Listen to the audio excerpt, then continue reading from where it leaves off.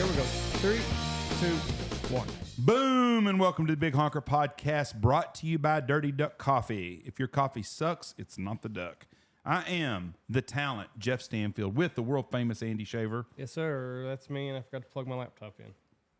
So what are we doing here now? Plugging it in? Yeah, go ahead. We are live from Ron Stanfield Studio A in Knox City, Texas, at the world-famous Big Honker Lodge. I'd like to say happy birthday to my bride. She is 53 years old today.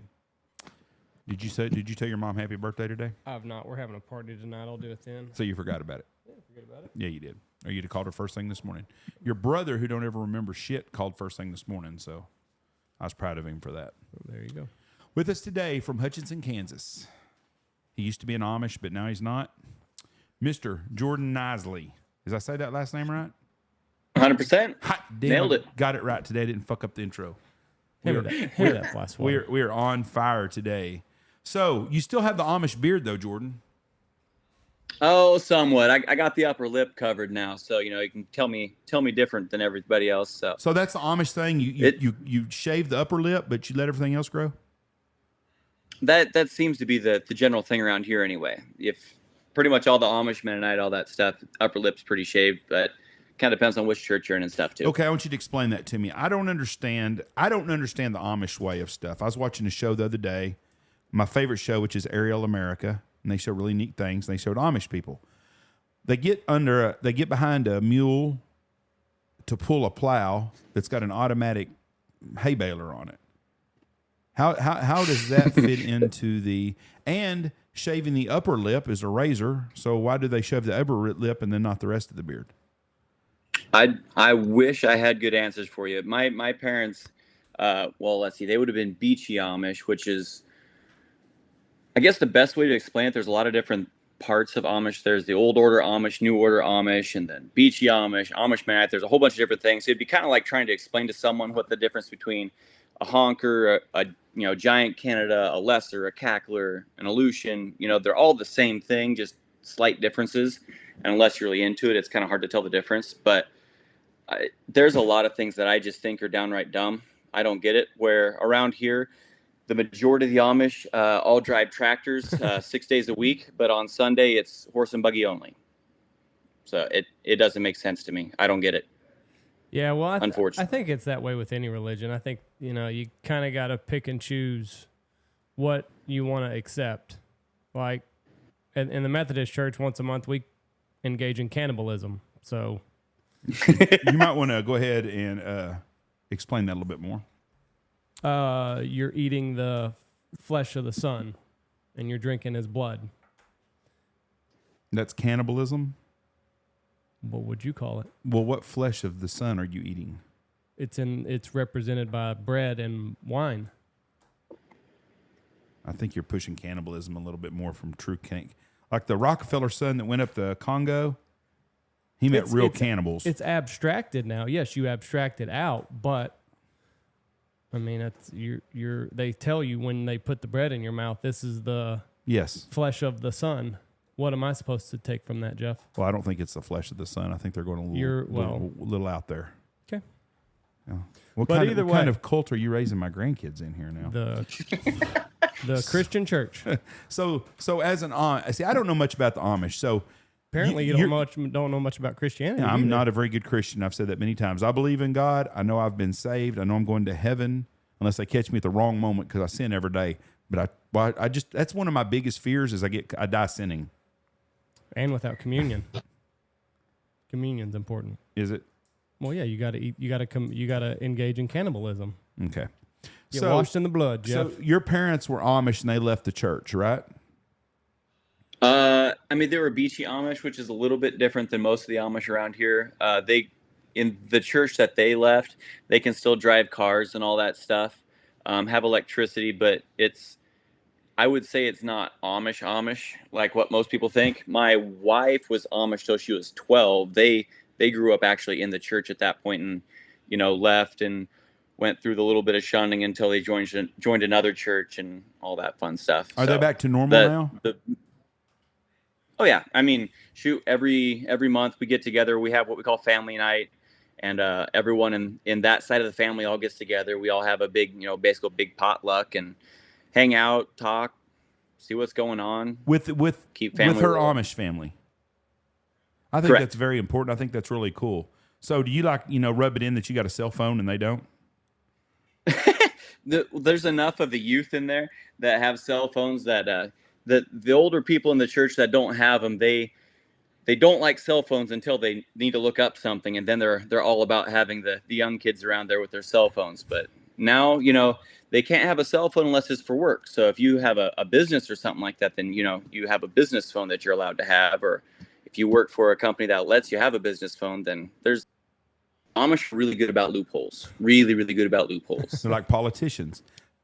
A brother of mine, my brother-in-law actually, he has a whole shed full of tools that are his in quotation marks, but they just keep showing up and leaving without him knowing most of the time. So there's an Amish guy who basically uses it as storage. He'll drop off a new tool and be like, "Hey, you've got a brand new drill bit," and they're like, "All right, cool."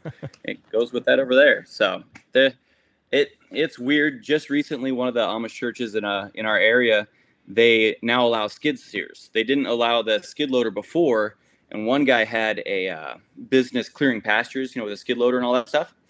And they told him he needed to get rid of it because they weren't allowed to have that. So he sold the skid loader, but he kept all the attachments because he had a feeling that they were going to allow those within the next year or two. And he called it right. So now he's got his skid steer bought back, and you can have them now. So I don't get it. The Amish church as a whole allowed the skid steer? In our area. Oh. I mean, it depends. There's some places, you're horse and buggy, plowing with horses, steel wheels, no air in the tires. Other places down close to where I live here in Yoder, Kansas, they hold on. Lost my train of thought there for a second. They are allowed to have tractors only up to a certain amount of horsepower, and then no cab. But you can have like windows all the way up the side, and as long as there's a gap between the roof of it and the windows, you're good. That's not a cab; it's an umbrella. But further up here, you can have cab tractors and all that stuff, but you can't have cars. I don't understand, but so I don't have to understand. Do they group bank? Most of them around here don't. No, most of them are actually set up with banks in town. So how does I'm sure that do they do a group insurance? How does it work? Each region has its own kind of unique rules that they follow. It was a lot more like that. Now they've kind of all grouped up a little bit more, and there's not quite as many differences. Well, you were just talking about the cab and that and right. That would be kind of like the difference between the beachy Amish up here. Most of them, there's a couple different churches, but one you can have cars. The other one they just do tractors, and then on the other side of the tracks, on the Amish side, they tractors with no cabs. Period. So it's has the Amish. I mean, crap. So I guess did the Amish and the Mennonites split? Is that how we got to those two? Like, honestly, I'm not sure how that works out. Because the Methodist Church is getting ready to split right now, and it's all over. It's over gay marriage, is what it is, and allowing homosexuals to be preachers, and have be able to give communion in the Methodist Church. So the Methodist Church is actually getting ready to split, and I didn't know if all Mennonites were Amish at one time, and then they had a differing of opinion 100 or 200 years ago or whenever, and then you got the two separate entities or not? That I really should know the answer to that, but I don't have a good one for you, unfortunately. I mean, technically, I go to a Mennonite church. Most people don't know what the difference between that. I mean, I guess it's kind of the difference. My Mennonite church would be about the same. I mean, how do I explain this? It would be similar to comparing, a Methodist church to a Baptist church to a Catholic church. Like overall, they're pretty similar, but they all have their own little things that are different. And unfortunately, I'm just not real learned on the history of it all. So I really don't have much for you there. So sorry about that. It says here, Amish is a subgroup of the Mennonites. So it acts like this. It was all Mennonites at one time. And then you had Amish. I wonder how the Hutterites play into this. I'm sure it's all under the same thing. Amish were very resistant to technology, whereas Mennonites are moderate in this regard. Now, the Hutterites are a little wilder. They drink and stuff, don't they? I don't know many Hutterites. I do know the wildest parties in our area are Amish, but... The Amish kids where you're at a party a lot. Oh, every Saturday and Sunday. Rump Springers or just... Oh, big time. I've got enough cousins and stuff in there. I still get an invite every once in a while, but I'm too old to play with that crowd.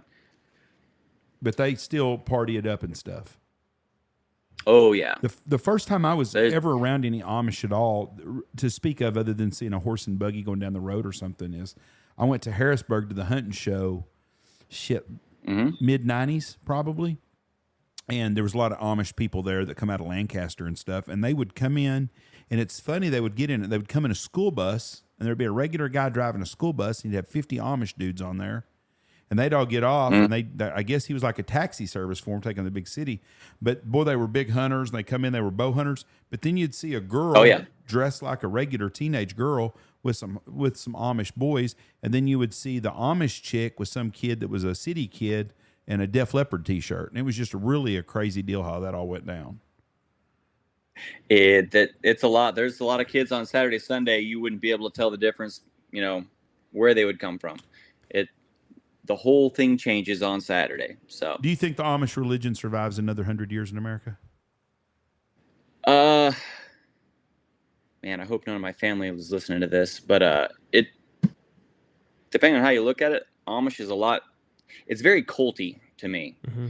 Like, there's a lot of things I don't understand that don't make sense. If I went and asked some questions, it might make more sense. But like anything, I think it's going to take quite a while to actually stamp that all out. But I think it'll probably hold on. There's, new settlements popping up here and there all the time. So I think it'll probably still be around, most likely. I don't know that Christianity is going to survive another 100 years very much. I think technology is, especially, if you just look at the statistics of Christianity, I think 30% of people my age go to church regularly.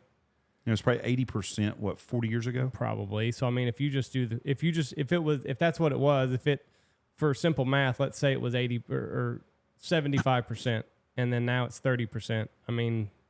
You've lost over half of your crowd. So if that does it again, you're going to be down to 10% of kids Reese's age, my son's age, going to church when they're in their 30s. So, and the Muslim faith is, and I guess I shouldn't say faith, but whatever they are, the Muslim religion is exploding. Yep, we will probably be taken over by Islam before too long.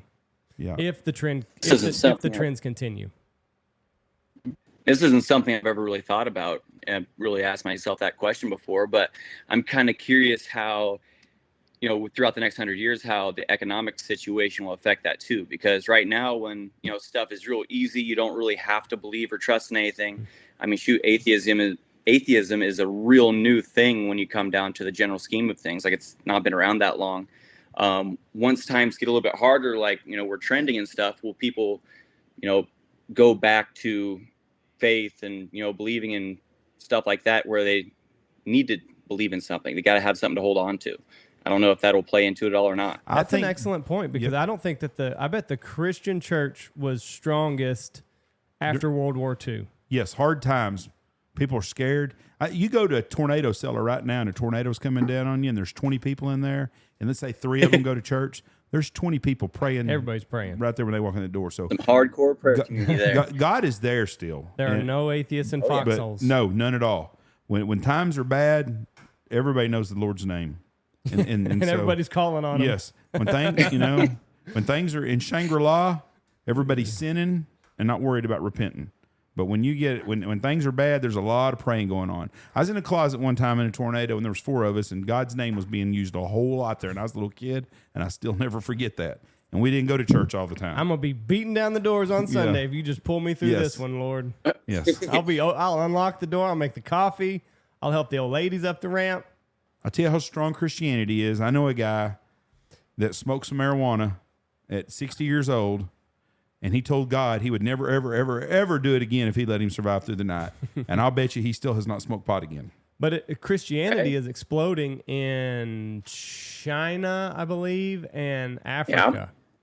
So, once again, who knows then? Africa makes sense, but in America, I think it's on its way out. And that's a sad thing, but I agree with you on both of that. But the Amish people, so your wife was an Amish, and her family, so they don't shun you like when you used to watch what was that show with the Amish Mafia or whatever it was? Mm-hmm. Amish Mafia, Breaking Amish, all that and stuff. They look all those poser shows. Yes, so they really don't shun you completely when you leave the church. You still do have some relationships with your family. Around here, they don't. Typically, the way this is me sort of listening to conversation stuff. I haven't gone through this obviously, so just from overhearing conversations, it's around here. It's a lot more of you're more or less shunned and cut off until you join another church. So once they left that one and they joined a more contemporary church up here, 20 or so miles away, once they joined a church there, then it was okay again. And, it wasn't like they abandoned everything and had left it once they got back in. So I think there were a few people that were still real on the fence about stuff and maybe not, might have damaged quite a few relationships there.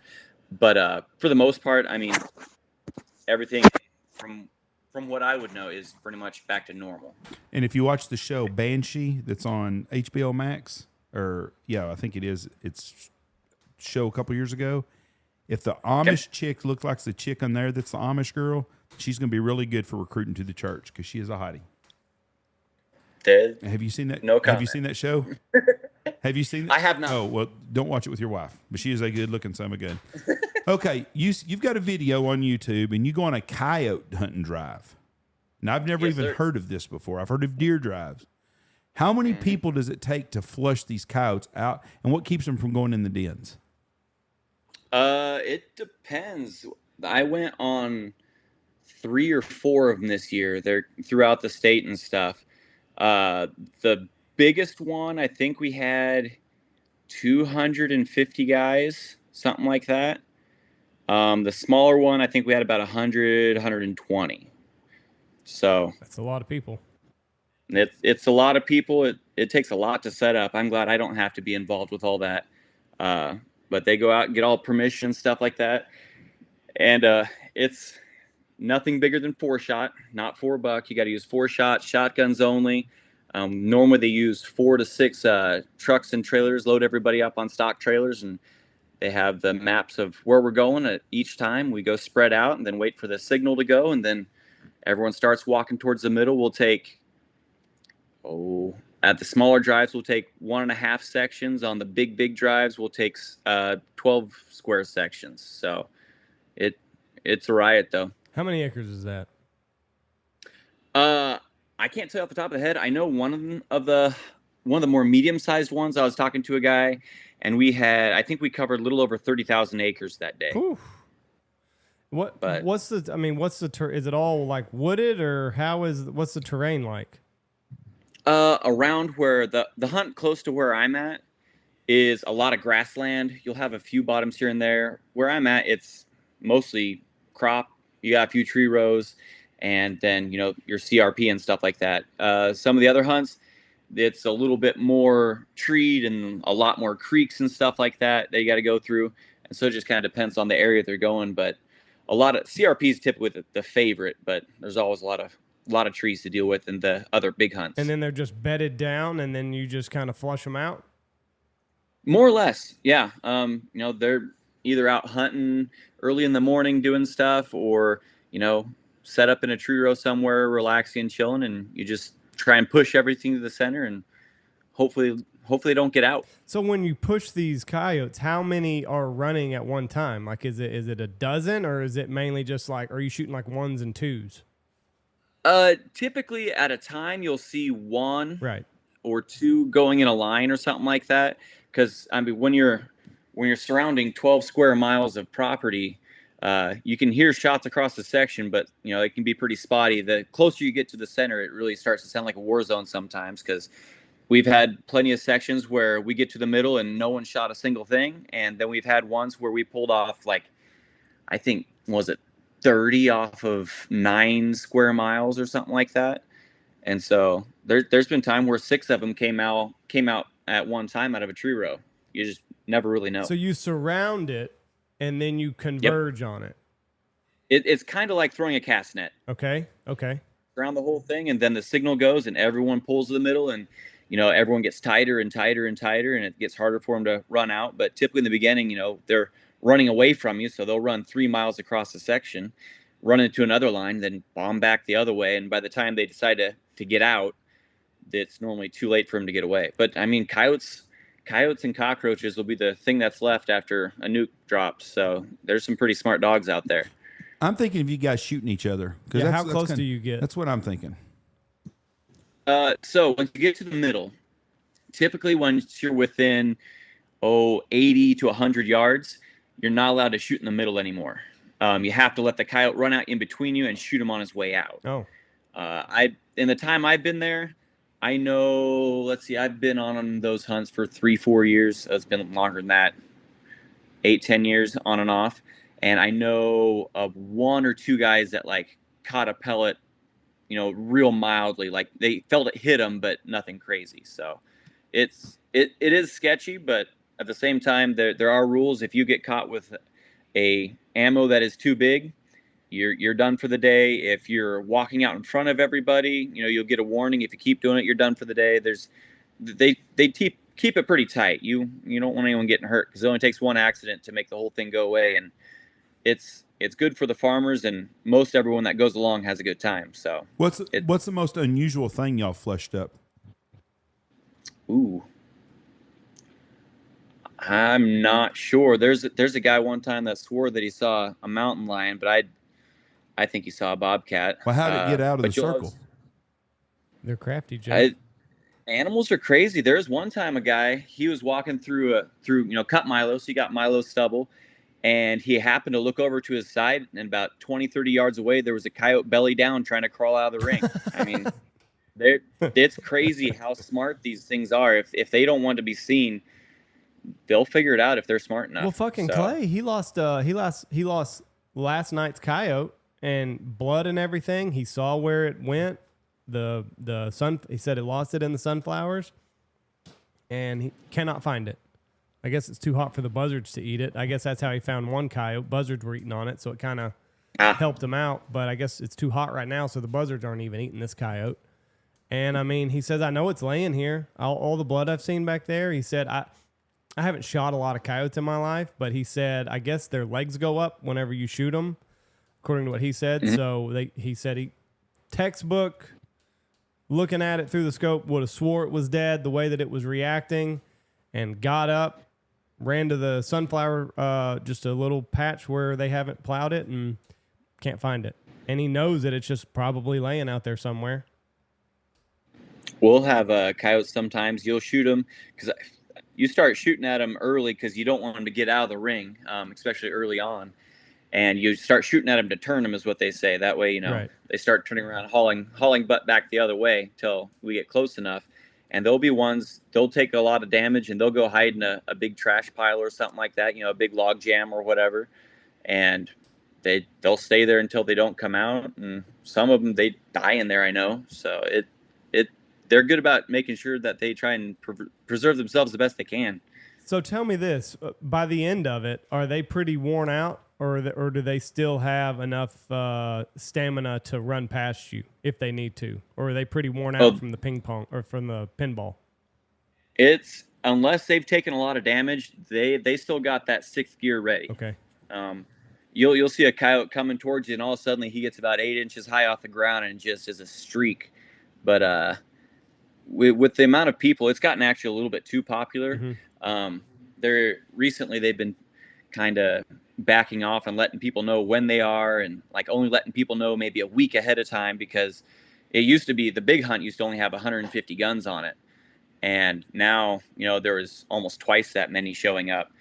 And the one hunt, I think it was the one that we hunted 30,000 acres. We had people from 16 different states, and it was a mess. I think the furthest guy was actually a landowner. He didn't hunt. He was from Alaska. But you'll have all over the place coming into these things, busloads of Amish coming from Missouri and Pennsylvania and Illinois and all over the place. So they just advertise it ahead of this drive, and people come from everywhere, or how do they get the people? Most of the time it's you happen to know someone who's still there. So I've got cousins who they used to live here and they moved to Indiana, and so they want to come back for the coyote hunt because that's a good time. And so they'll, have one of their buddies down here, make sure they call them, let them know when it is. Well, you don't want to drive by yourself necessarily. So you get a busload of people together, 15 passenger van full. And so after people start talking, all of a sudden you've got 3 van loads coming from Indiana. It's, someone who knows someone who knows someone is typically the way it gets around. That would be so interesting. I think it would be really cool if they had a drone from up above to watch all this. I've wanted to do that so bad. I got to check on the legality of it. You can do about anything here with coyotes, but Kansas is one of those places where if it does not say that you can, you cannot. So I gotta make some phone calls to see if I can do that. But I think that'd be some interesting footage there. Yeah, that is just this is such a fascinating, because I've heard of so many things. I've never heard of this before, but so I guess the deer y'all just let run through y'all. Yep. When deer are coming through, you're supposed to crouch down and let them out. Same way with cattle. If you're in a pasture that has cattle, last thing we want to do is be chasing cows all day instead of coyote hunting, fixing fence and stuff like that. So if you see cattle in a pasture, you're supposed to split the ring as big as you can, let the cattle out. Sometimes you have that one ornery one that decides to jump the fence like it did last year, and so that took a good hour and a half out of a hunt. But it's hard to get permission the next year if you don't treat the farmers right. So if there's fence down, we're stopping, we're putting up fence. That's the way it should be. But that is such 100%. So the deer come through. This is baffling. First of all, it's hard to find very many places where you can get 200 men together and everything works organized. That's not going to happen. Is this mostly an Amish thing? Yeah, I would say well over 90%. Well, if you count all the Rumspringa kids and stuff like that, I would say it's at least 75 to 90%.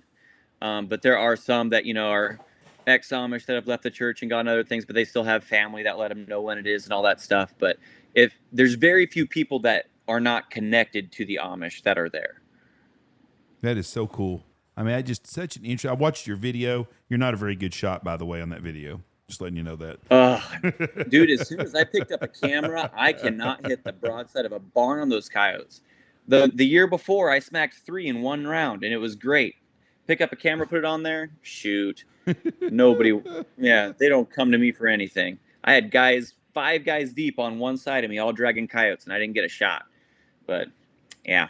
Do y'all? It is what it is. Well, I mean, do y'all bet on anything? Do y'all gamble or anything like most coyotes? These are Amish. I understand. No. And that when I was about to ask that, I was like, well, maybe not, but you never know. So they will do a raffle at some of them. They'll give away. I think last time they gave away a shotgun. No, they had 3 or 4 guns there, and they'll sell raffle tickets to either help pay for the stuff, or they'll use it to help fund as a fundraiser for the community, for like the school or something like that. So some of them will do that. Most of the time it's, $5 a gun for help pay for gas and all that stuff, and go out and have a good time. Right. Yeah. That was a stupid question, but I was like, well, fuck it. You never know. Oh, believe me, I'm sure there's plenty of side bet action if you ask the right people. Right. Biggest coyote or most coyotes or, stuff like that. More shots. So how many shots do you take? How many rounds of ammunition do you bring with you for these things? I take 2 boxes. 2 boxes. Most of the time you don't shoot them. What they say when you get there in the morning, they'll do the safety talk. A lot of times they have game wardens there to check everyone's licenses before we get rolling. That way the wardens don't have to come hunt us down and find us, figure out where we're at, and all this stuff. But they'll do a safety thing in the morning. They'll also tell you a lot of times that 95% of the people will see a coyote. About 50% of the people will get a shot at a coyote. About 20% of the people will actually kill a coyote. So there's been guys I've seen, they'll kill 3 to 5 in a day. And I had a couple hunts this last year where I didn't get a single shot. So it's I mean, you got to hopefully be where the coyote wants to run out, but it's a wild animal. Yeah. How many steps do you have you tracked how many your steps during these hunts? Oh, no, but not enough judging by the way my clothes fit now. So I'll need to go on a few more of those hunts, but I think the last time I checked it was 8 miles that I had walked. Oh, it's more than that. Yeah, we'll say 8 miles. I know that's a safe guess. So it's a lot of walking, but you can take a long side, short side, because if you're in the middle of the roundup, get off in the middle while their trailer's dropping off, you just have to walk straight in. It's not as far. If you're in a corner, you got to make up some extra ground to catch up with the ring so it closes right. What time of year do these take place? Springtime or fall? Most of them are January. So winter. Yep. Oof. A lot of times, normally after deer season. I mean, winter here isn't really that big a deal most of the time. Hopefully it's dry when it goes through, because walking through a plowed field in 8 inches of mud because you have to keep the ring shut's not much fun. But normally early January, well, all of January, depending on what, because normally they'll spread them out throughout different weeks. That way, everyone can go to different ones, but I'm guessing they'll probably plan them on the same week. That way they split people up more too. You never know. So how far out in advance are they planning these things? Like, do you know when this one's going to be? The next one? No, I have no idea when this next one's going to be. They'll probably start getting permission for it a month or so ahead of time, and I'll find out. I'm one of my cousins is in charge of the one around here, or is one of the guys in charge around here, and so I get the inside scoop normally a week or two ahead of time, about 2-3 weeks ahead of when they're thinking to do it. But a lot of people find out the week before. That's not a lot of time to be planning. Nope. And y'all killed 200. Y'all killed 200 coyotes on one of these drives, right?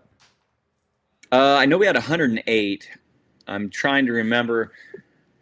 But okay, I should have gone back and looked. Let's just say 108. So y'all killed 108. I bet you could go back a month later and do a drive in the same place and kill almost the same amount of coyotes. Oh, absolutely.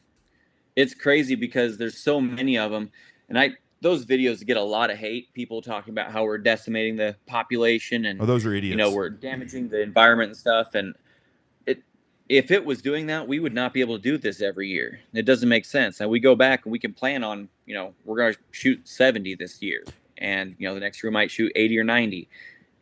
We're not even scratching the surface on what they are. There's farmers out there. They were having coyotes so thick they're coming up on the porch. The one lady offered to pay for all the ammo for the entire hunt if we came up there and made sure we killed them all. Clay has killed over 200 coyotes in about a 3-mile area. And he goes out every night and he still has them every day. And he'll be that way the whole time. He's only rotating between like 2 properties, I think. Yeah. Like he's got one place that's just really hot. It's a feedlot. It's a feedlot. Here's an interesting fact. This is not a coyote thing. This is a varmint thing. The state of Oklahoma banded 15 and put trackers on 15 hens. Did you see this, turkey hens? Yep. Not one of them has a baby this year. No poults. Not one of them. 15 hens with no poults. Not one small turkey.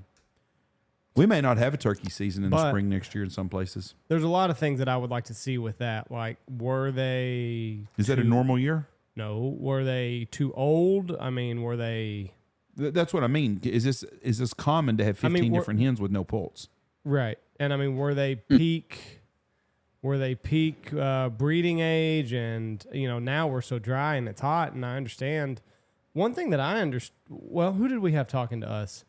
They said if the conditions were not right, the turkeys wouldn't even breed because it's somebody resources. At the hunting show was telling us that, I think. No, it was somebody that we had on, but they said if the breeding conditions are not right, that the toms won't even waste the energy breeding a hen. So maybe it's something like that. I don't know. But yeah, I did read that. They tracked 15 hens and not one of them reproduced this year.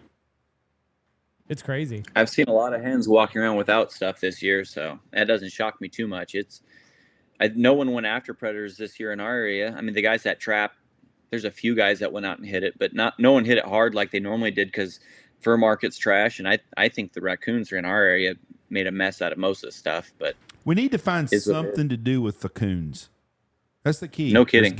We need to find something that raccoon fur is a viable product that they want. I have no idea what it is, but we're going to have to come up with a reason to make people want to get them, or we're going to have to tell all the coon asses in Louisiana that they taste really good and they're illegal, and then every one of them some bitches will get killed everywhere.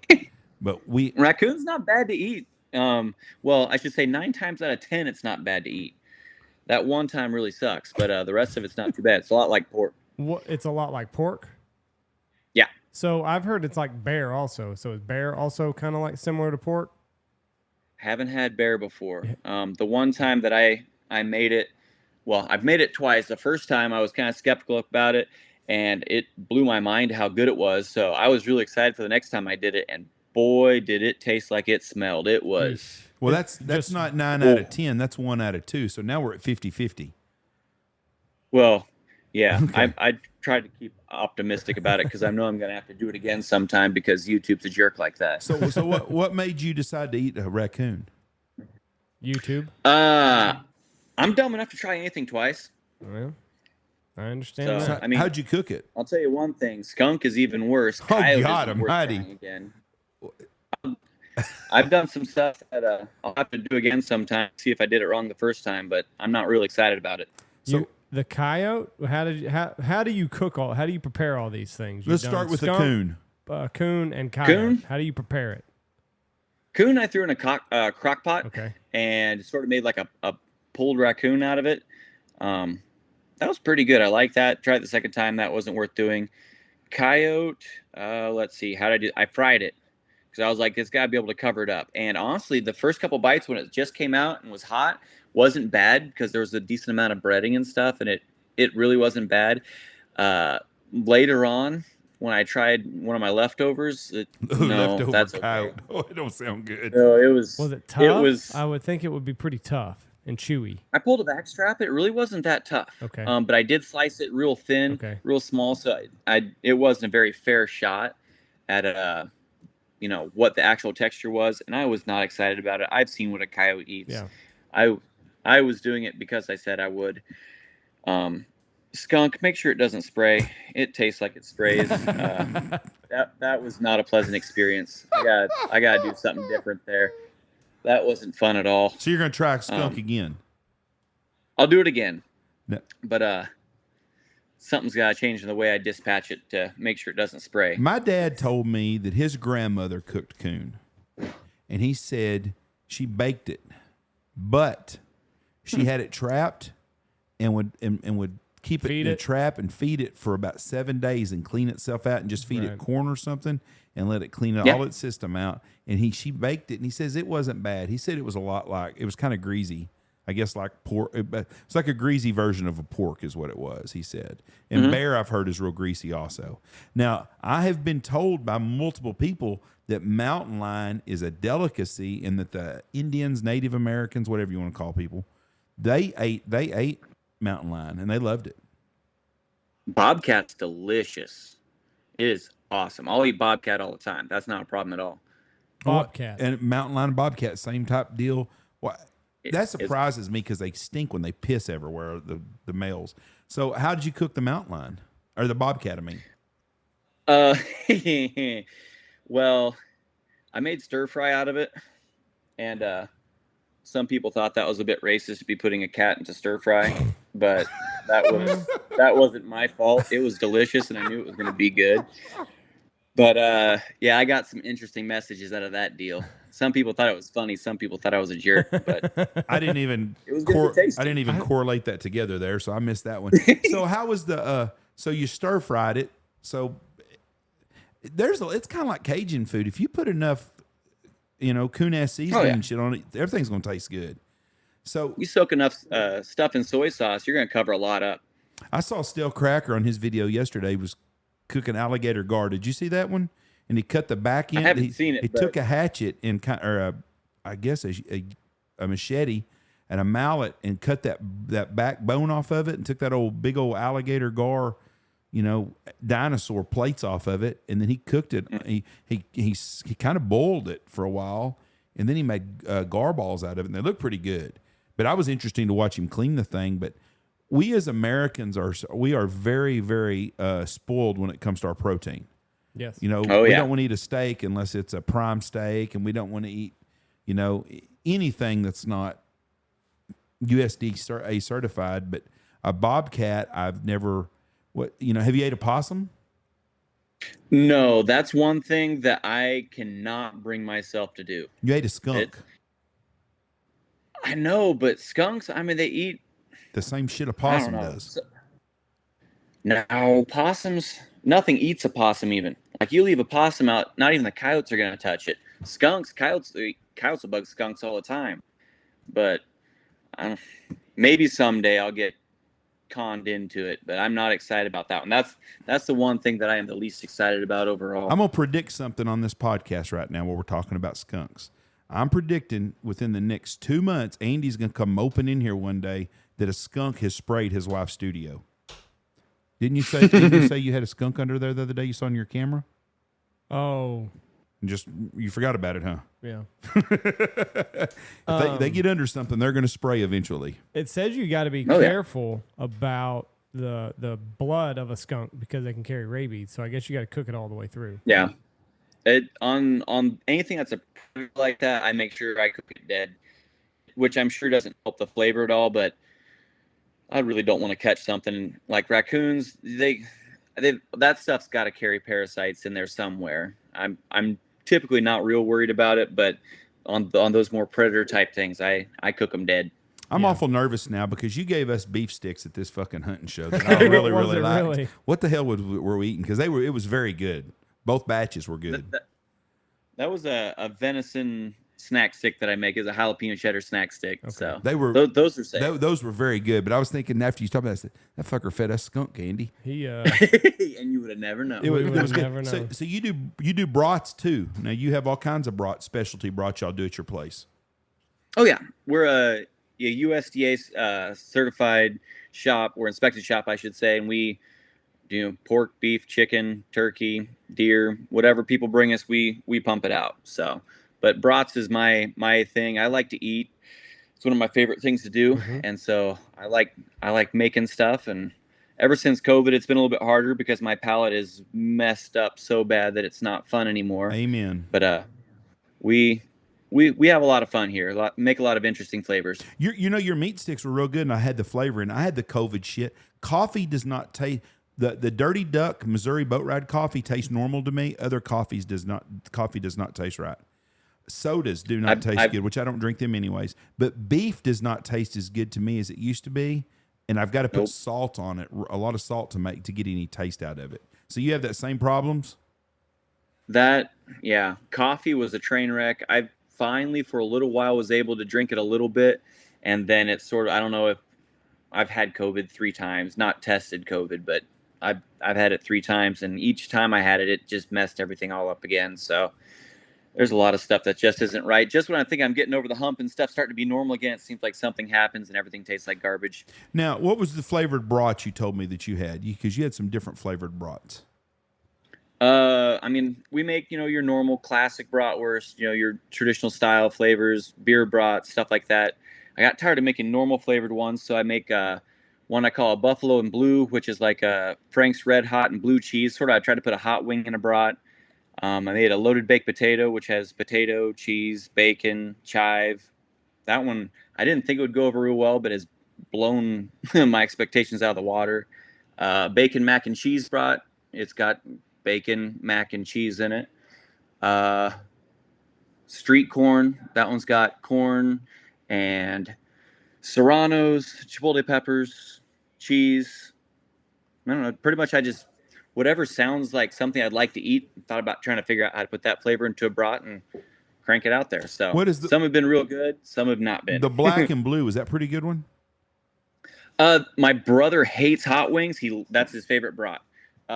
People either love it or hate it though. So it depends on the person. That one's either a hit or miss.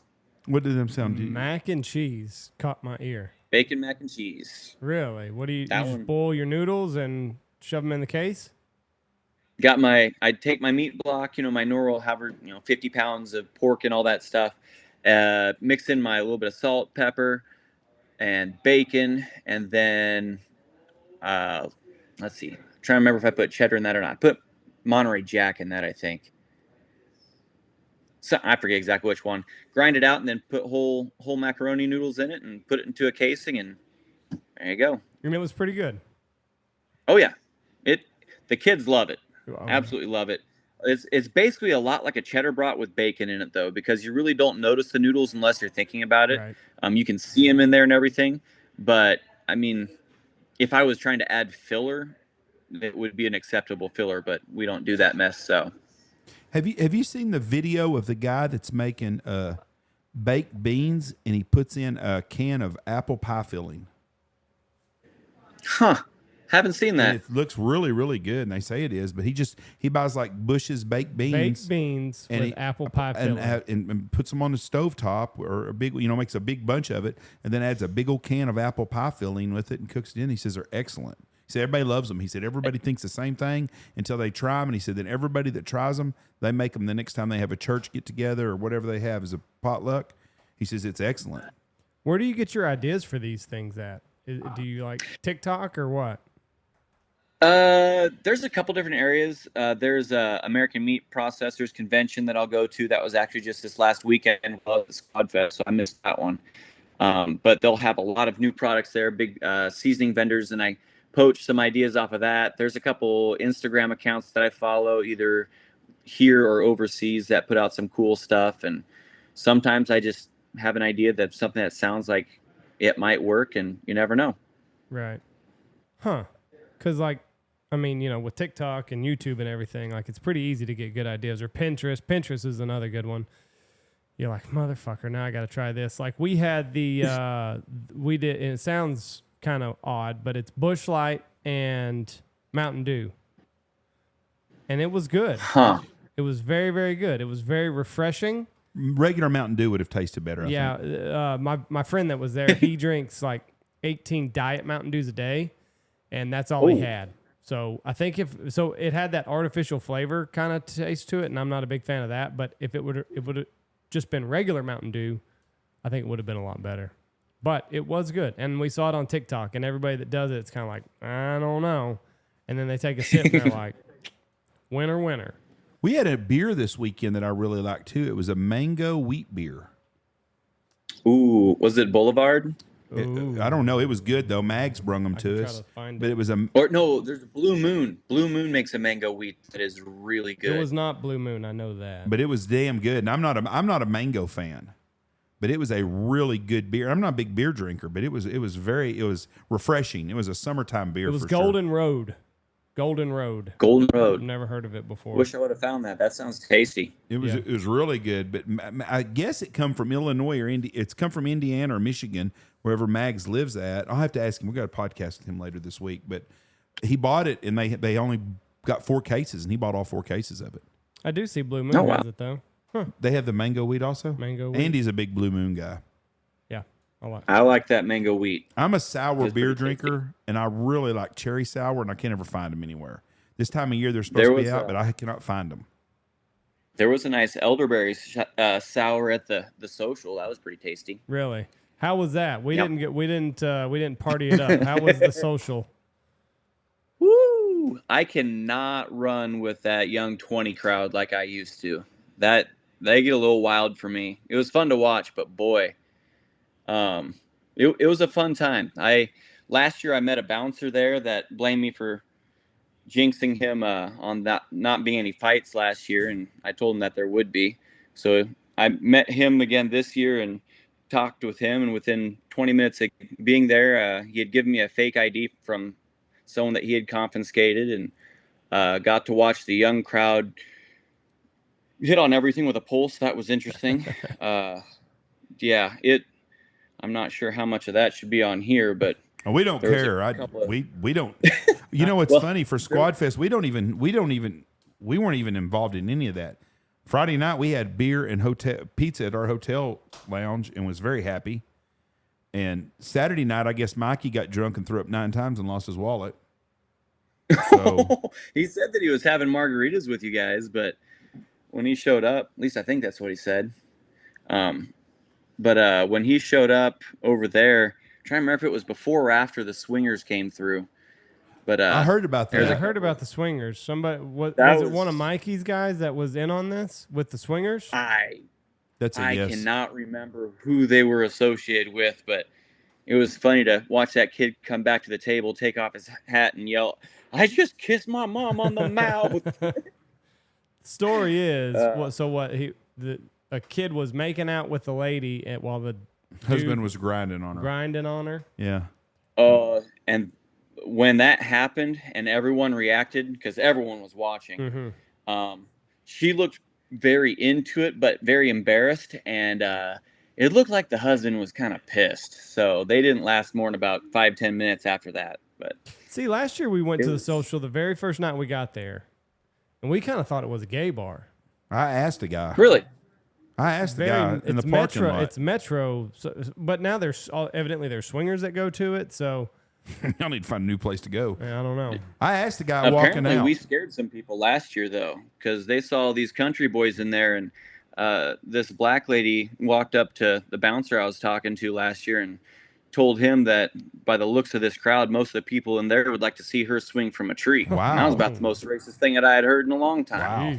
You think about this, though. When there's a bunch of waterfowl hunters there, you don't know if you've got a biker gang coming in or if you got waterfowl hunters because everybody looks the same. Nope. But pretty much. I did not. We went last year and we stayed for about 2 hours with the Pacific boys. Then we left. But when we left, I asked the guy in the parking lot, I go, "Is this a gay bar?" Because it seemed kind of put off a weird vibe. And his exact words were, "Well, it can be. It could be." I said, "Well, okay." I guess Mikey and them found some guy that had his pants down and his ankles in the parking lot and his door was open the first night. Oh, that guy that they suspect heroin might have been involved? Wow. I don't know. We saw a whole different part of St. Louis than y'all did. No, we didn't. We saw a fucking guy sleeping in a trash can. Yeah, we did. I forgot about that. They don't know if he was dumpster diving and got knocked out when it fell over on him or if it was just the meth and that's happened to be where he fell. But Mikey went down there and investigated. He came back. He's like, his arm is bent back in a weird angle. So, I guess there's like security where we were that kind of works the block and got the kid a glass of water and kind of took him somewhere. I don't know where. Really nice guy. Might have fucking been a weirdo that just took him to his apartment and tied him up, filleted his skin. I don't know. 22 years old. He told me. Yep. I said, "Man, just bad choice. Jabbing that fucking needle in your arm and ruined your life." The guy had a badge, so I assuming he was something official. We went down by the arch and we ate. It was across from the Horseshoe Casino, and it was it didn't feel unsafe at all. Actually, it was 95% of the people down there were women, but it was a really clean part of St. Louis where we were, and I'm sure you get to run some places down by that river and it's not so clean. Yeah, but. I think about any big town will have that though. Yes, absolutely. Where we at was really nice, and we had a really good time. I want to ask you about I did brats. It was good. So you're in the meat business. That's what you do. Yeah. Tell us about you and your dad have a processing plant. Do you ever make bologna? That's what I want to ask you. Have you ever made bologna? Yeah, that's a new product for us this year. Actually, I wanted to try and dabble a little bit in the lunch meat side of things. I guess a little bit of background on the shop is we've raised poultry is how we started out. So we raised chickens for like the last 20 some odd years. And Dad put up a chicken processing plant about 12 years ago, something like that. I went to go work at a different facility, learned how to cut pork and beef and deer and all that stuff. And then about 5 years ago, I can't remember. Time goes past so fast that I'm not sure what year it is anymore. 4 or 5 years ago, we went and added on the red meat side to the plant, and I joined him here. And so we have this little small place here in central Kansas, and we don't do a whole lot, but we do the best job we can. We'll do beef and pork on Monday and Tuesday. We'll only cut maybe 3 beef and half dozen hogs. Then on Wednesday, we'll process 400 to 800 chickens and then sort of finish everything up the last couple days. But bologna's a new thing for us. And it's been a big hit because people can see that it's actually meat, and it just has a better texture, has pretty much the same flavor. But it's real, which is nice. Now, what all goes into your bologna? Is it like the lips and assholes like you've heard, or what cut of meat goes into the grinder to get smashed into bologna? For me, Yeah. I just use pork trim, so it's, you know, it might whatever I didn't use. Normally, I save my bacons and my pork chops off the hog, so it's, the shoulders, the hams, whatever meat came off the bone that wasn't put into a cut. So all good meat there, and I use 50-50 beef and 50% beef, 50% pork is my meat block on that, and so it's pretty much the same thing as hamburger or what you're using to make brats and stuff. I don't put any of that funny stuff in there. I'm eating it myself. I don't need anything weird. You're not putting noses and ears and pig feet and all that other stuff in it. He eats skunk. Nope. It's not like he doesn't want that shit in his bologna. I love bologna. I do. And I tell you what, I just ordered some pickled bologna the other day, and I love that stuff. Have you ever had the pickled? I'd never had pickled bologna. Never heard of it. Is that stuff with like pickles in it, No, or like it's like pickled, an like actual cured, and it comes in rings like you would a hot dog, and you eat it. It's good. I like it. It's very good. And I'll tell you something else I love that we have here. We eat smoked bologna here a lot. Take a roll of bologna, and smoke it on the Traeger. And I'm telling you right now, put that in a little pan with a little barbecue sauce. Mine, I treat mine the same way I do my snack sticks and summer sausage. Everything runs through the smokehouse. Right. I think it's better that way. Hey, we were driving up there, and somebody told us about pork ribeyes. How is that different than like a pork chop? It's marketing. So it's not at all? It's not different. It's not. It's the certain end that would be the ribeye. It's some people call them a two-tone chop, or it's the center cut end, but it's the same cut that would be a ribeye on a beef, but on pork we don't differentiate. But I can't say that word. We can't tell the difference between the two. Basically, they just sort of run them all through the same. But it's just the certain end of the pork loin for your pork ribeye. So a center cut pork chop is the same thing as a ribeye. Yeah, more or less. It would be the same half of the loin. If it was a beef, that would be the ribeye. So your center cut chops would be the ribeye side. Your loin chops would be your T-bone KC strip side. We do a pork chop here that's jalapeno marinated. Yeah. That is very, very good. Very good. We order them from Cisco, and it's jalapeno marinated.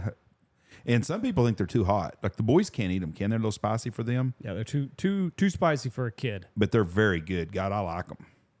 Yeah. And they're very I got a jalapeno bacon. Yeah. Well, bacon's getting fucking expensive as hell. Yep. And how long does it take you to butcher a cow?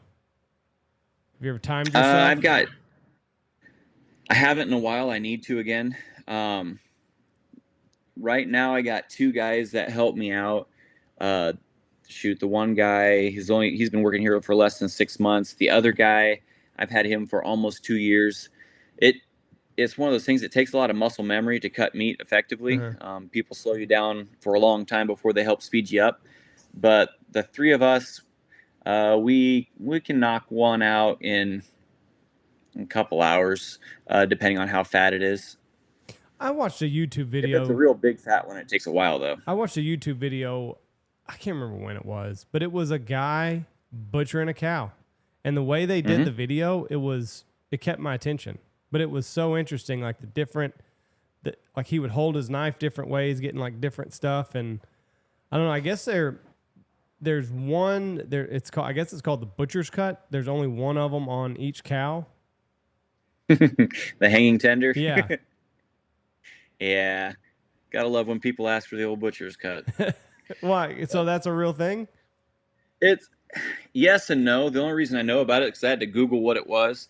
There might be a butcher out there that loves that thing more than anything else, but the stories behind it, I'm pretty sure more urban legend than anything else. Oh, okay. But it's one of those things where people always, I need that secret butcher's cut. And I'm like, well, which one are you talking about? Because there's about 5 different things that people will tell you what it is. So yeah, they're annoying to keep, but it is what it is. Yeah, my butcher's cut would be a ribeye. Absolutely. That would be. There's something I want to keep. Yeah. I haven't had a good ribeye myself in a long time. You're not just like, hey, that looks good, let's just keep one off to the side? Well, I'd like to, but it'd be kind of like hunting, I guess. If you're guiding people, you really don't get to go out all that much, and when you do, it's something special. But the was it the guy that makes shoes? What's his name? The cobbler. Cobbler's kids don't have shoes. Yeah.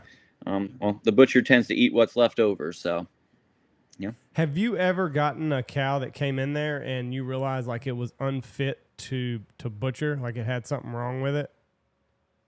Not at this shop, not at my plant here, but I have at other plants. Yeah. There's actually a plant that's, it's 45 minutes to an hour away, but they have a vet on site because they get enough animals that they'll have to condemn a quarter often enough that they got to have a full-time vet there. Like, what would be wrong with it? What would be something that you would be like, no, we can't cut into this? There's a lot of different things. If something has an infection in a quarter, might be broken sometime. There might be, what is it called? Was it TB that they had to chuck the whole thing not too long ago at a plant? I think they had tuberculosis in a couple of beef, if I remember right. And they chucked that whole thing. Yeah, I've had a pig come through that had cancer that I chucked. Sometimes you'll find ones that have abscesses all the way through them. If I find more than 2 abscesses in an animal, I'm calling the guy and asking him if he wants it for not for real, or if I need to, get the vet to look at it. Because if I don't eat it, I don't want to cut it up. Right. Bovine tuberculosis. It's a real thing. I never even knew cows could get tuberculosis. I've heard them cough, but I didn't know it would be like what we have. What do y'all do with the offal? We take it to our county dump. The what? The offal. Kidneys, all that shit. Do you guts, all that stuff. Do you do hide, beef liver? Do you do that at all? If people want it, yeah. You should sell that to Liver King. Have you seen that guy on Instagram? I have. I got a picture with a liver that he might make a mess out of if he saw it. It was an impressive one, but I don't know how that guy does that. I worked with a guy that would take a bite out of raw liver, and that's okay. I don't like liver enough that well. I don't want to eat cooked liver. I think it's the nastiest shit in the whole world. And that's something, it's funny, when I was a kid, that was a regular meal that people made, was liver and onions. You heard about it all the time. You don't ever hear. My dad would go to a restaurant and order it. And you don't hear about that no more at all. Or at a restaurant. If I have real low blood iron, I'll eat one to set that up. Like if you get those random nosebleeds, eat a liver meal, that'll cure you up quick. It's real high in iron. But see, I like chicken gizzards and livers. Don't bother me. But I can't eat them. I don't like the livers. The gizzards are good. The gizzards are my favorite. I love chicken gizzards. Chicken Express has them. But what do you want to cook the most? I mean, not cook. You said you do cows, pork, chickens. Are chickens just nasty to do? No, I mean I've been butchering chickens since I was 8, so it's one of those things where I just sort of grew up with it, and there's not a whole lot about that phases me. It's just the way things are. I like cutting up pork probably the best because it's easiest for me to handle, and I'm tired of chickens normally by the time it's done. But yeah. Now, are y'all dispatching the animals there? Yes, sir. With the piston method, or how do you do it? So on poultry, we put them in what we call a killing cone. It's just basically a funnel that we put the bird in head first. It keeps their wings to the side so they don't flop around. Less trauma to the bird that way. And you make a cut on each side of the neck, hit both those main arteries, bleeds out real quick. That is the way industry standard is there. On pork, I have an electric stunner, which the best way to describe it is kind of like a giant hot shot. And you do that, pumps enough voltage into it, knocks them out solid, and you hoist them up and stick them. By the time they would come back to consciousness, they've already bled out and it's over. On a beef, it's pretty much this. I use what they call a captive bolt gun or a beef stunner. It shoots a 25 caliber blank and pops it's probably a 1/2-inch rod into the brain and retracts then after that and drops them like a rock. Have you ever had the botched execution? I'd be lying if I would say that I haven't. Yeah, I mean, and you said, it happens. It's one of those things where, for inspection wise, you are not allowed to have a second shot. They can write you up and shut you down while you figure that mess out. So you're only allowed that one shot. So far, I've been really, really good. Haven't had a botched one in a long time, so hopefully Friday does does normal. But it is what it is. You hate to see it. It's just like anything else. Yeah. You don't want to put anything through it. It's I don't want to say it's less fun for me than it is the animal, because that's just not the way I want to put it. But it tears you up. nothing hits you in the gut more than messing up that shot, because it's not fun for anybody. So you can't take another shot. Why can't you take another shot? This seems silly. But that one gets you your write-up. So, but why? What's the thinking behind it? What would the USDA be like? No, you don't need cruelty to animals. It's running around with a fucking hole in its body. Oh, it's a horror story, but I know of a guy who was saying that their inspector, they had a new kid back there. Doesn't matter how long you've been doing it, you still get your one shot. Second shot, you can get written up or shut down. And he missed his third time. Ooh. Inspector made him back the animal out, put it back out in the pens with 3 holes in its head, and shut him down. That animal stayed out there. The guy finally just went out back and shot it, and did it that way because he couldn't stand to see it. But the inspector wasn't going to let him finish that animal because he had botched it 3 times, which is just stupid to me. I do not understand why in the world it is, but that's government stuff for you. Yeah, I mean, I can't think that it would be more humane to leave a cow running around with a hole in its head rather than take a second shot. But I don't know if the reason that it was written is because maybe in their mind, if we tell you only get one shot, you'll be more effective rather than being like, just shoot how many times you want, and people taking shitty shots. Maybe that's the reason. Yep. I'm just trying to think of a reason that it could be off the top of my head. But I mean, like you said, accident stuff happens, and I mean, it could jerk or jump or whatever right at that split second. And I mean, you might need a second shot. It seems silly to me, but there's not much that the government does that I don't think isn't silly.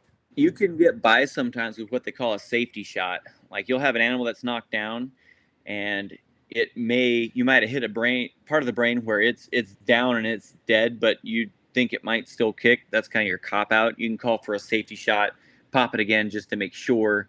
And most times they'll let you by with that, but depending on which inspector you have, it can be a nightmare.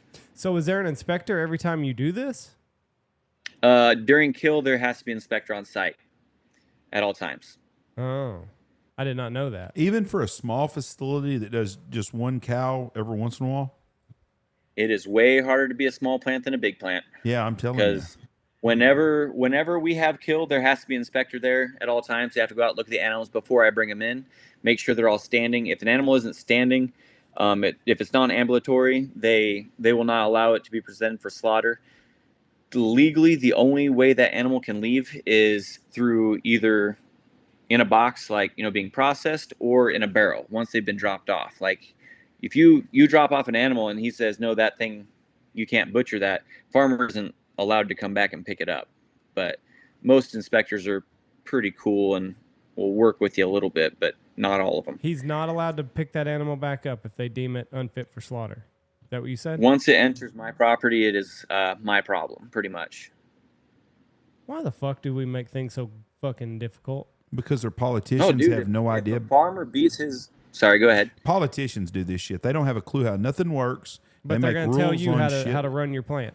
It's not just beef, it's everything. No, I understand. I mean, they think it's okay right now to go to Saudi Arabia to get more oil, but because the oil in America is polluting the world. It's the same freaking world. Right. I mean, but it doesn't matter what you look at in any industry. When the government gets involved, it's fucked up. Bottom line to the whole deal. I mean, I want to have safe food to eat. When I go to the grocery store and buy something, and I want it to be safe, but we go to such extreme measures on shit. And I don't want the animal to suffer any more than anybody else does. And I think most people are that way with their food. People are wanting to buy market meat from someone like you more than they are wanting to go to a grocery store nowadays. That's the bottom line. The lobbyists are paid for by the big grocery store chains. They don't want guys like you to work because it costs them $1. Yep. That's what it's all. That's the bottom line to this whole deal. Let's be honest with you. It ain't about them not liking you. It's that the big companies that you compete against don't like you. Right. Absolutely.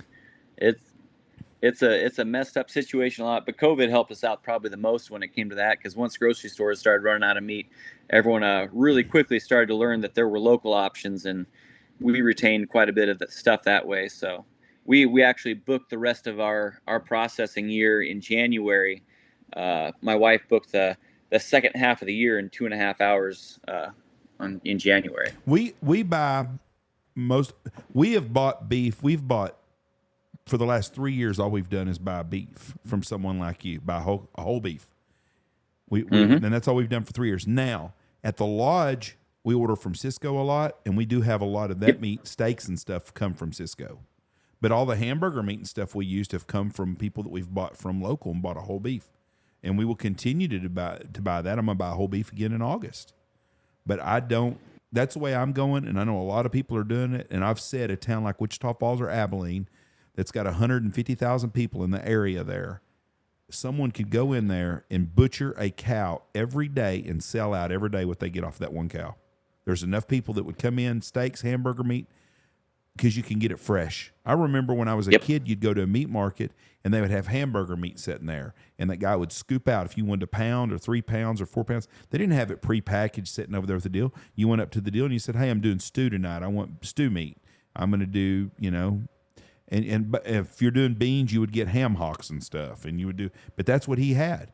Those places went out of business when these mega grocery stores come in. They're on the way back now, I think.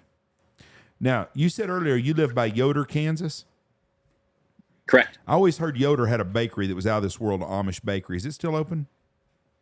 It is not. Well, the bakery itself shut down, but there is a restaurant there that is known pretty well for its cinnamon rolls and stuff like that. But the main bakery is gone now. I'd always heard it was really, really, really good. Those potlucks with all them Amish people there, I bet the food is outstanding. We eat pretty good. Yeah. Hey, how have you noticed the beef ribs? I love beef ribs. That's my favorite thing to do. Really? I love them. Do you sell a lot of those, or is that not anything that you even cut off of it? Because I don't know how like if you take something, like if you do filet or if you do beef tenderloin, you don't get a certain cut. So I don't know if you were to do beef ribs, if you would sacrifice something else. The only time that you sacrifice ribs, which you should be able to get some anyway, is if you're doing like a big tomahawk steak or something like that, where you leave a big rib bone on. But other than that, ribs, you should be able to get them. They're real on and off for us. They'll hit real hard for about a month or two, and everyone wants them. I'm trying to figure out what show they're watching or what's popular, why are they selling. And right now, I probably have sold 2 or 3 packs in the last month. Like, it's a real dry spell. I don't even keep them off the last couple beef that I've done because no one asked for them. So it tends to go in spurts here. It's kind of hard to guess what people want to do. I love them. Anytime and there's one store in Wichita Falls that sells them, and I'll buy 1 or 2 and just keep them on hand for when I do it. But I make a shitty brisket, but I can do beef ribs, and they are fantastic. Fall off the bone, tender, juicy. I love them. I love the flavor of them. They're fantastic. Uh-huh. But do you notice that when you get a brisket off of these cows, are they not as big as some of the others that you see in the store? Because like when I see them at Walmart or something, they're humongous.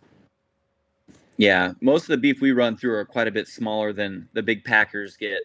While the packers putting up carcasses that weigh 1,000 pounds on the rail, most of ours run in the 700-800 pound, and so normally I trim mine down pretty good, but we do a lot of custom work, so it's a wide variety of the size animals that we get. But typically, very rarely will I get one the size that you would see, in a Walmart or Sam's or Dillon's or whatever your local place is. How long did it take you to become? Was there a school that you go to, like a butcher's school, or is it just get hired on and learn from the old man? I got on the job training. That's what happened. I actually started at the butcher shop in Yoder and worked the retail side for 8 months, and they kicked me over to the kill floor, and I worked there for about 5 years and learned how to cut meat that way, and then jumped to another butcher shop in town for another 5 years and did a lot of retail work there, learned how to do that whole side, and then ended up over here with my own gig. So it was all on the job training, and there's a lot of stuff that I don't know how to do real well, but we got the internet and kind of know how to hold a knife right. You can figure it out. Yeah, that's all you need. Just the internet. How many, you said Friday, you got another kill date on Friday? Yeah, I kill every Friday. Okay, how many animals will you run through on Friday? Friday we only have 4 beef and 5 hogs, I think. So 9 animals. Yeah. And what's your day look like on Friday? You start at normal time, 8 or 9? Yeah. I'll get here ready to roll 7:30. Start knocking animals. We should be done and cleaned up with kill by 1, and then I'll jump inside. Most of our product goes to the local farmers market. We've been going to the farmers market here for 22 years, I think, and we have a good following in the big store, or the big town next door over in Wichita, and that's where we take most of our products. So my afternoons on Friday are mostly getting ice chests and stuff prepared for that, so we can haul everything over there. So will you kill and clean and butcher on Friday, or you'll kill on Friday and put them in a cold storage facility and get to them then? How does that work? Yeah, so we'll kill them, skin, gut, clean, wash, all that good stuff, and I'll put them in what I call my chill box. It's a second part of my cooler, because we have a rail system that they go on these rollers, and we roll them into there, and it'll cool the animal down to 35 degrees, I think, in 24 hours pretty easily. I think we have it rated to take 10,000 pounds of carcass down to temp in 24 hours. Push it in there. We age all of our stuff 17 days before we cut it, except for pork. We just do that over the weekend. And so the stuff comes in and it won't get cut for a couple of weeks unless someone specifically asks otherwise. So you'll butcher over the weekend. So what days do you take off? I'll just start at the beginning. So Monday and Tuesday, I'll cut beef and pork. That's my fabrication day, pretty much, where I'm breaking it all down into cuts and stuff like that. Wednesday, we'll do chickens. Thursday, we'll grind, make sausage, our hamburger, all that stuff, get all that stuff packed off. And then Friday, I'll kill, prepare for market. And then Saturday, we go to market, and Sunday's my recovery day. Whew. I would need more than one recovery day. That's a hell of a week. No wonder you dipped out to Squad Fest this last week. It was a good time to be able to blow off a little steam. Normally a week here at the market, here at the butcher shop, I do normally a 50 to 60 hours a week here, then put in another 10 to 15 on YouTube and try and balance family in there somewhere. Well, I'll tell you what, your sticks that you gave us were damn good. I hope you bring some next year. Yeah, they were good. Oh, I will. They were damn good. We got to get off here pretty quick, but before we do, I want you to tell everybody what your YouTube channel is. Okay. I am Jordan's Harvest. It's nothing fancy, but I have a good time. Do a little bit of trapping, hunting, waterfowl. In the off season, I do some pigeon hunts and maybe a little butchering here and there. I also do some stuff around the hobby farm type stuff. It's nothing fancy, just me with a GoPro for the most part, but I have a good time. And then he's not killing very many coyotes when he's on film. I'll watch that. And what is your butcher shop name, in case somebody wants to hit you up for a kill date? Well, you said you're booked up for the year, but yeah, you can still give it out. Fuck it, won't hurt anything. The butcher shop is Phil's Farm. We're just a little hole in the wall butcher shop, nothing fancy, but we're working on coming out with a website here, hopefully within the next year, and maybe start doing some online stuff. But it's a growing thing, and we're pretty excited about it. But we're real small, but we're working on it. Can you buy a whole beef or half beef from you for this year? You sold out on those too. I've got a pretty good waiting list. I think I actually had a couple people back out on some dates, so I might be able to sneak 1 or 2 extra beef in. But they go pretty quick. We do a half Angus, half Wagyu cross, so it's a pretty high marble, high quality beef. What are those going for nowadays? Oh shoot, good question. I let my wife do all that stuff because good answer. can't sneak that into my brain. But I want to say that on the rail, I think it's going to cost you right around $4 a pound, if I remember right. And that includes all your cuts, your grind package. We do vacuum pack on everything. Normal poly bags on burger, but look around $3,000 for a whole beef. Normally right around there, yeah. When you get a whole beef for this fall, you let me know. All right, we'll do. I'm serious because I'm gonna have to buy whole beef anyways. And I like your stuff, so if you get a whole beef done around October, let me know. I'd be interested in buying a whole beef from you. All right, I'll check with the wife and see what's available and get with you. All right, Perfect. You do that. Keep the beef ribs. And Andy wants the beef ribs for sure. Man, I appreciate it very much. I've enjoyed visiting with you at Squad Fest last couple of years. Been a great podcast. I appreciate your hospitality with the beef sticks this weekend, or venison sticks. Anyways, I wish you the best, and let me know about that whole beef. Yep. Will do. Well, I appreciate you guys allowing me to come on here, and it's been a great talk. I had a lot of fun. You've done a really good job. We really enjoyed this. Thank you, and God bless you, my friend. Thank you. Bye. Do the same. Thank you. Bye-bye. I pick good guys. I'm telling you, if I tell you, let's get somebody on a podcast, interesting guy. Good. You bring us cami cakes, and I've done a lot better. All right. Thank y'all for listening to us. Everyone have a great week. I don't even have a clue when this will be out while we're on vacation, isn't it? What does it matter, Jeff? It doesn't matter. New sponsor, Hunt Proof. Check out the hunting app, Hunt Proof. And really don't have much else to say right now. Do you? Very good. Thank y'all very much for listening to us. God bless you. Remember all of our sponsors. Take care of yourself. And here Andy's going to list them all off. Check out Lucky Ducks, Shin Gear Waders, Looking Glass Duck Club Podcast, Alpha Outdoors Specialties, Gundog Outdoors, Pacific Calls, Dive Bomb Industries, Boss Shot Shells, Bangtail Whiskey, Stanfield Hunting Outfitters, Dirty Duck Coffee, Ducks Unlimited, Double T British Kennels, and Hunt Proof.